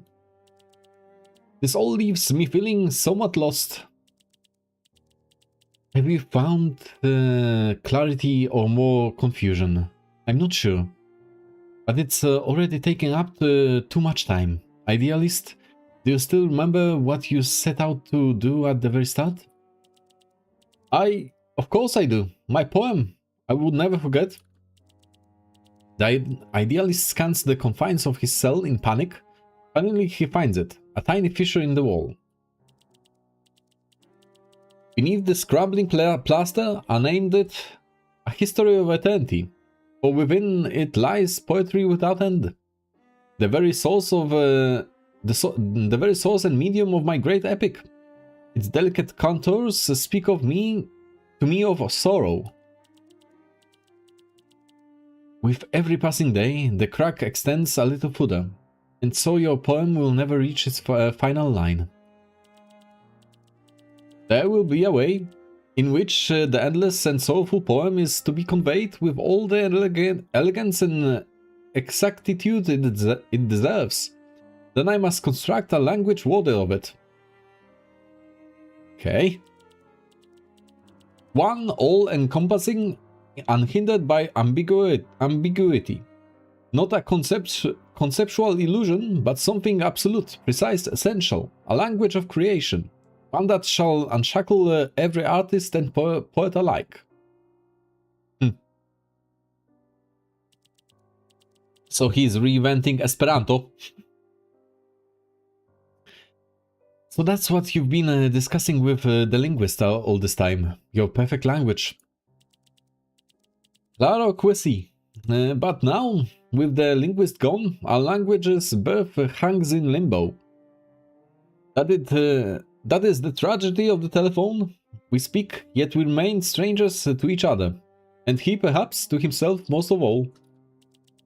But I will continue onwards with new projects, poems shaped by many hands within these walls, a curated collection of the imprisoned tongues. Within them, I will discover the semantic method behind every language. Through that, I will ensure the opening lines are flawless in their meaning. Until then, I will host our literary saloons, wandering through this literary labyrinth with the intent to build an exit someday. But for all your efforts, that poem remains unwritten, unexecuted. Not even a single word has been committed. You are lost within your literary labyrinth, lost in infinite inquiry. So much so that even your name has abandoned you, idealist. Do you even remember who you are? The poet, the writer, the prisoner of thought. Bewildered, he stares at the soulful crack in the wall. Who am I? Ring, ring, ring, ring, ring. The line steers once more with another call from the outside world. It never ends. Lift the receiver and vanish into the interplay of reality and perception. The loose meaning is to lose yourself. To lose meaning is to lose yourself. Excuse me. In the end, he will vanish within his own story. It defies reason. Why haven't we reached transcendentality? Not even the door seems within sight. I cannot fathom it. Is all of this meaningless? Are we condemned to stand on the edge of what which cannot be spoken? How does one bring about an end to the endless? That's an interesting picture. Zahir, a philosopher who strives to exact an unified image from the memory of all things. This character can enhance cards affected by influencing dice values. Eureka dice can be considered as an attack or defense dice. Okay. Deal damage based on the value of the dice consumed. Okay. Gain ammo, right? In one stack of Idaphoria. When rolling dice, Eureka +1. Okay. If we have to, let's give it a go. So, let's reroll these.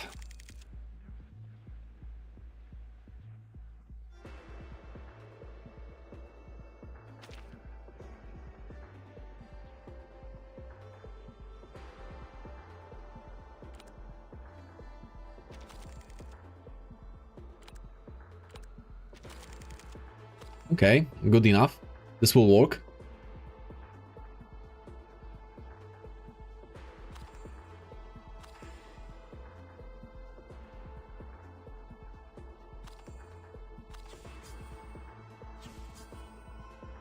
Or maybe not.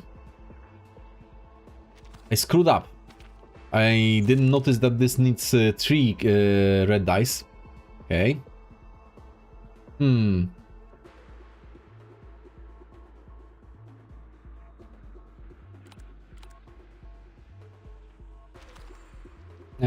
Let's just go with this. There we go. And round.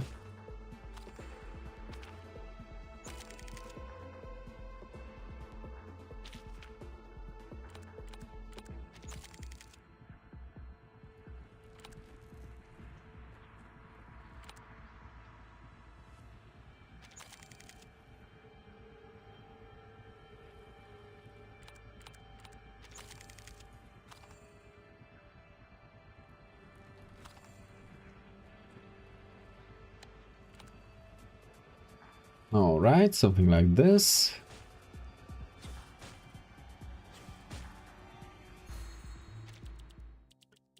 Add and roll 1 short-term memory die. Okay.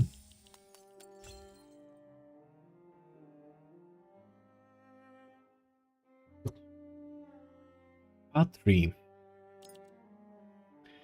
The wind whistles. It cascades over the Atacama Plateau, scoring the sands along the highway. Oh, thank God, I actually got through. Please, don't hang up, sir.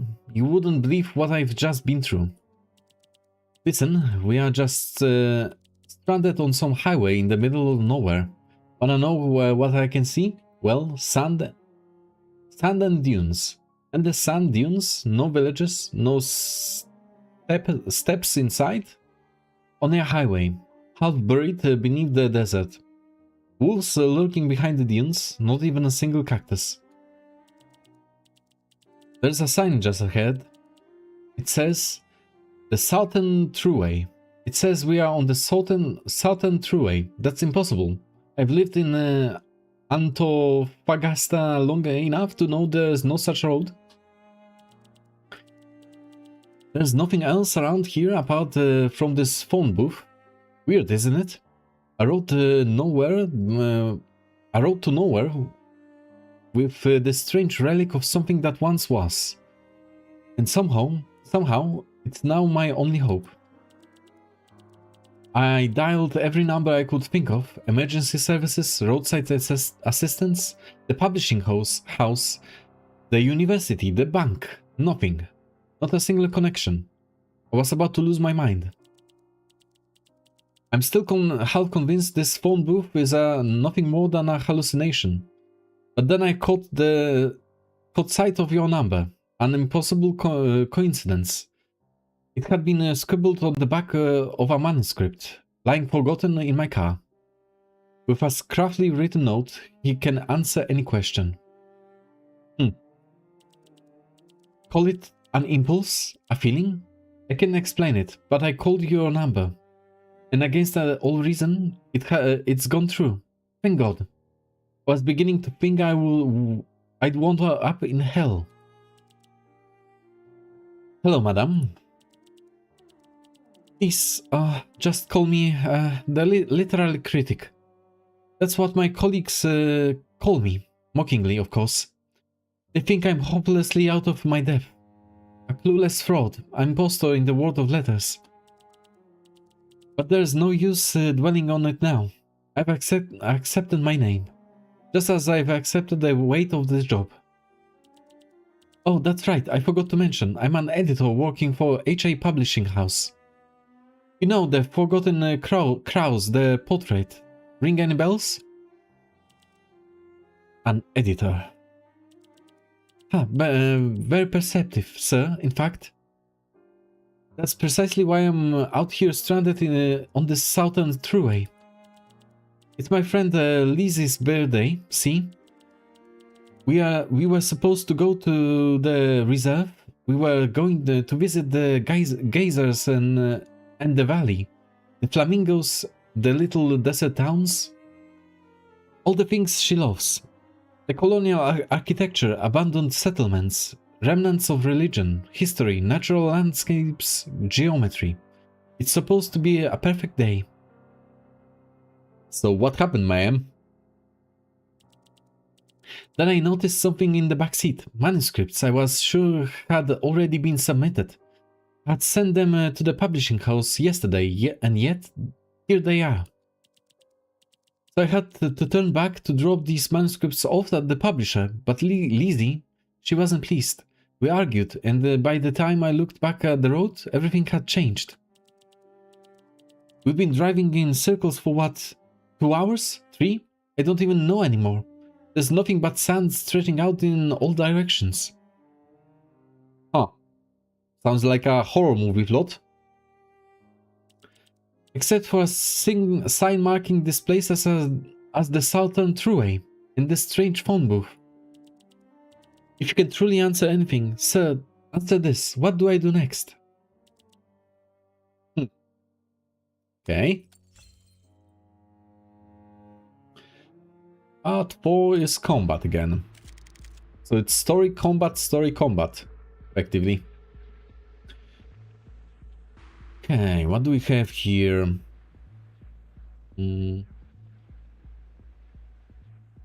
Sure, this is fine, I think.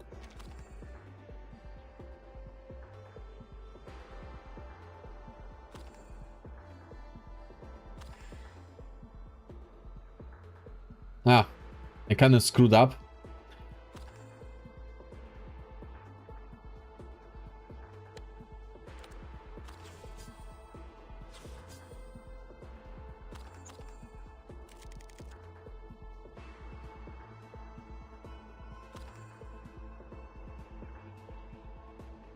Oh, this is this allows for re-rolling. Okay, I get it.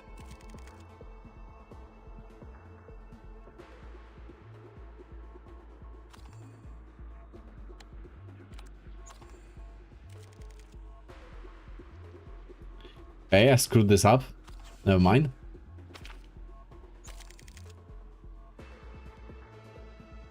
So let's re-roll all these. Sure, why not? This will do, I suppose.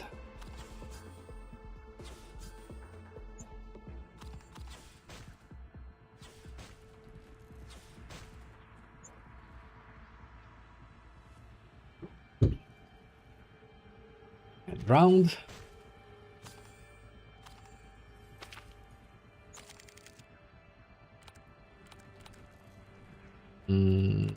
Something like this.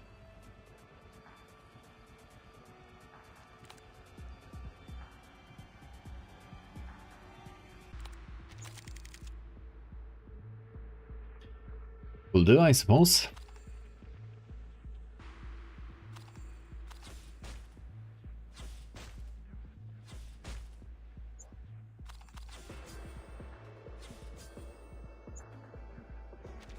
Turn.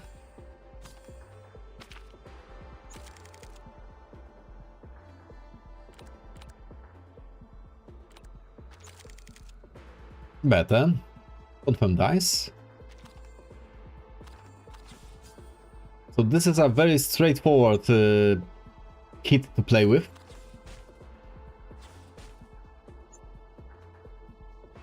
And round. Let's re-roll these.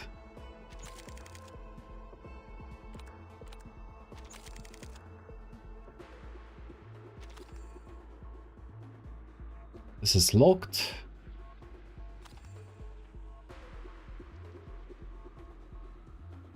Cool, let's go with that.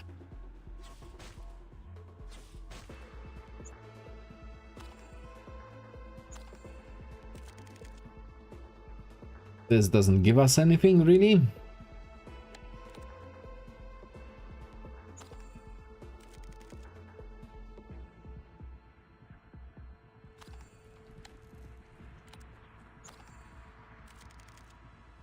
Nope. Okay.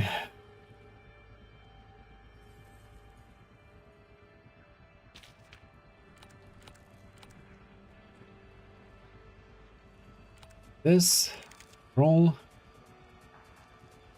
Okay, not a bad outcome. Could re-roll this as well. Ah, crap.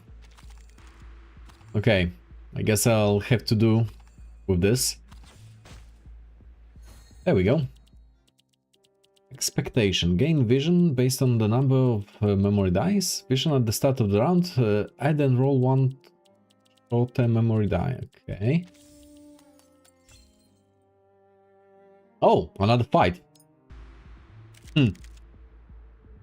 So, after this fight, it's the final part and that's it.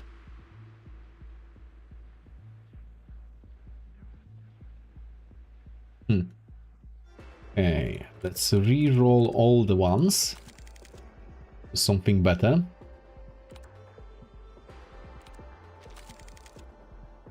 Sure, this works. Let's go with that.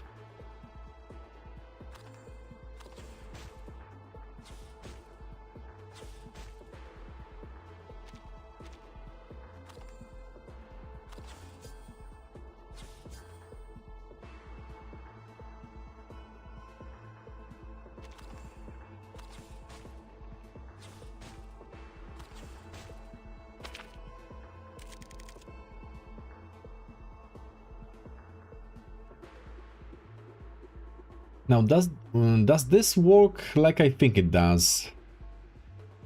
Let's test this.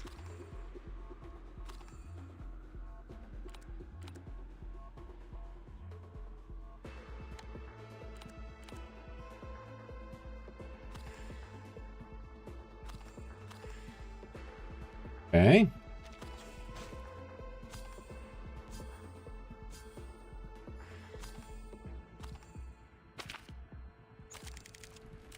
Yes, this basically doubles dice for the next round. Interesting. So, I could re-roll all those shield dice.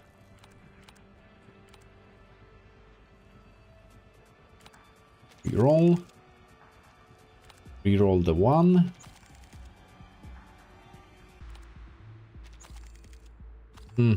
Less than ideal.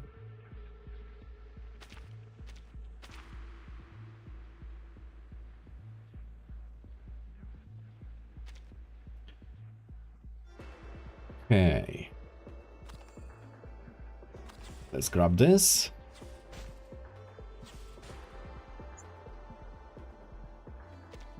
Now let's grab this.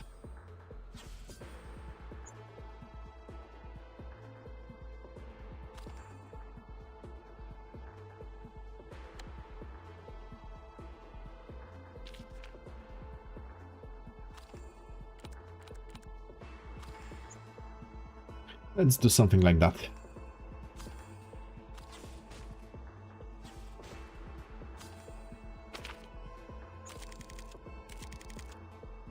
Okay. Let's re-roll the ones.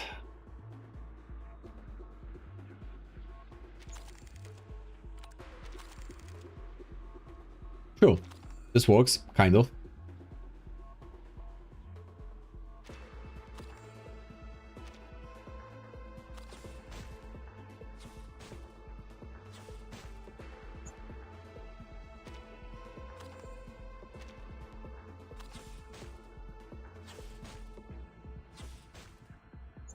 Good enough. And now let's do this.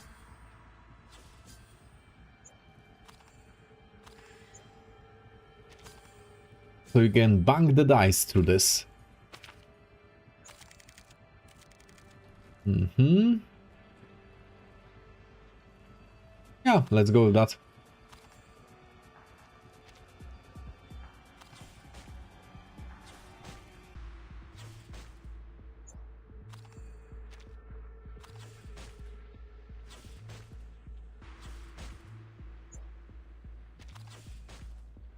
Oh, that hurts.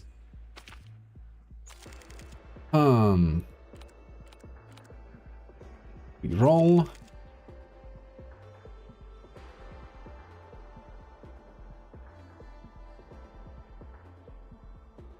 Sure.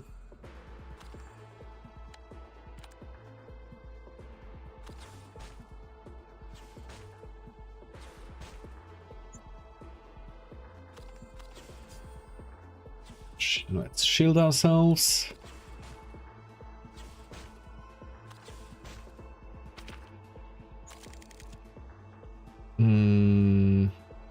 What can I do here? Just confirm and pray at this point.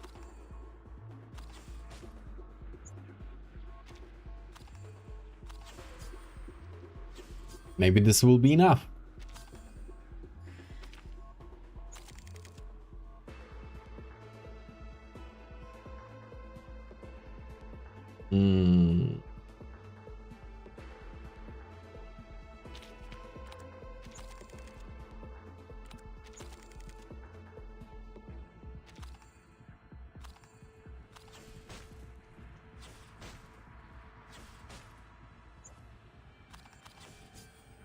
And round. Should be able to win this maybe in this round? Yeah, let's try it. Will this be enough? Nope, barely not enough. So next round it is. Confirm dice, and there we go.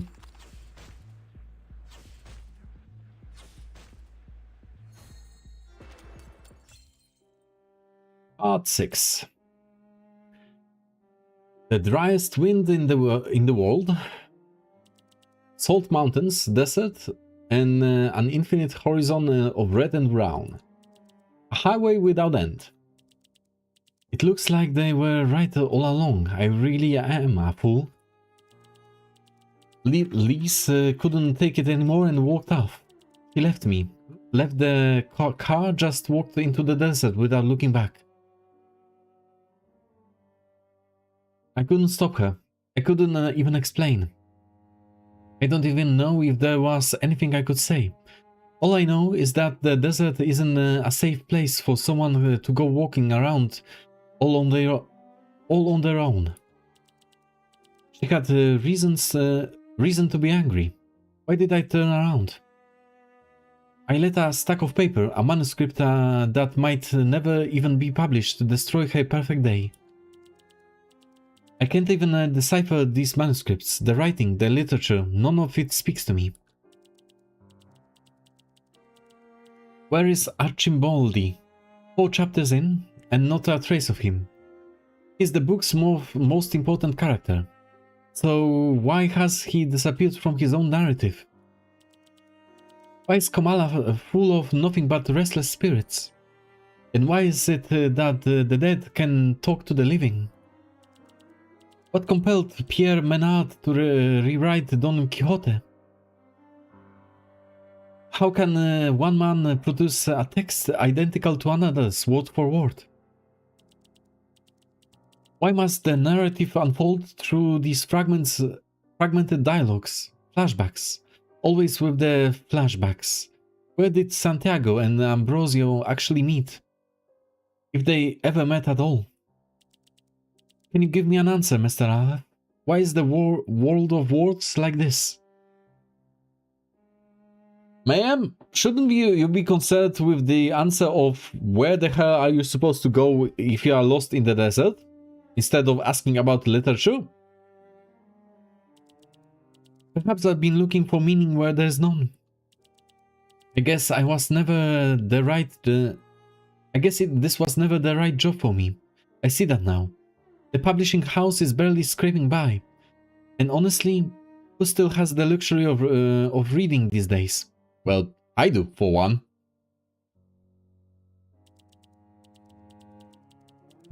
It won't be long before the Antofagasta branch shuts its door for good. And I can't do a damn thing to stop it. I don't even understand what I'm supposed to be doing. We all keep at it, but what's the point? If nothing about this place has meaning to you, then the simplest solution is to let it go. That's it? Yes, I see. Thank you, sir. You are really absolutely right. Sunset, a crimson radiance spills across the boundless sands. With a heavy sigh, Monique slumps against the car, burying her face in her hands. Footsteps crunch through the sand behind her, then the sound of leather soles on the loose stones. She lifts her head in disbelief. I'm so sorry, Monique. I shouldn't have left you alone. I just needed a moment to pull myself together. Come on, let's head back. You are right. There's still time to make it. We'll still have time for dinner. And as an added bonus, you won't get fired. This isn't exactly the best time to be unemployed. No, I'm the one that should be saying sorry, my corazon. Forget the publishing house. I'm done with that place. Monique grabs the manuscript and, with a firm conviction, tears it to shreds.